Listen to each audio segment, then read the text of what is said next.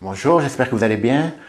Est-ce que déjà vous vous êtes posé la question si un événement dans votre vie, qui n'a rien à voir avec votre cursus scolaire, a pu être vécu, même subi, et qui vous amène là à perdre vos moyens, que ce soit à l'oral ou à l'écrit?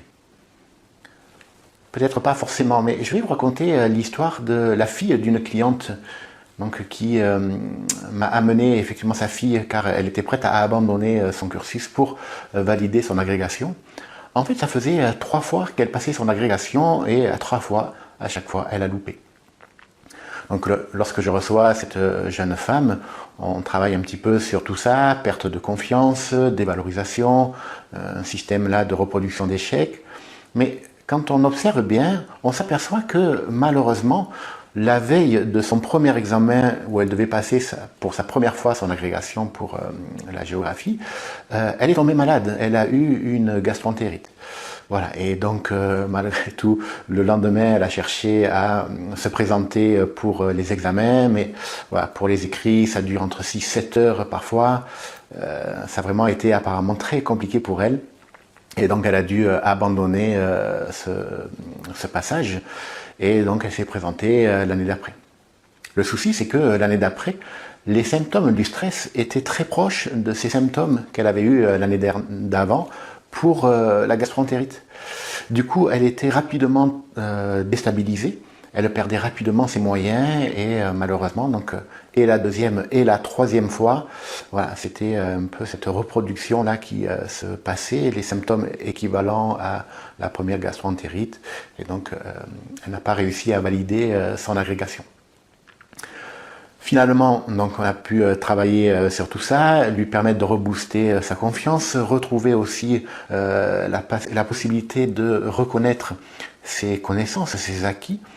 Et donc on a dû par contre vraiment travailler sur une manière de couper le lien qui s'était créé entre les symptômes du stress et sa gastroentérite pour qu'elle puisse être libérée de tout ça. On a travaillé vraiment à ce qu'elle s'entraîne pour passer devant les jurys, que ce soit à l'oral ou à l'écrit, mettre en place des stratégies même durant son sommeil pour qu'elle puisse optimiser tout ça.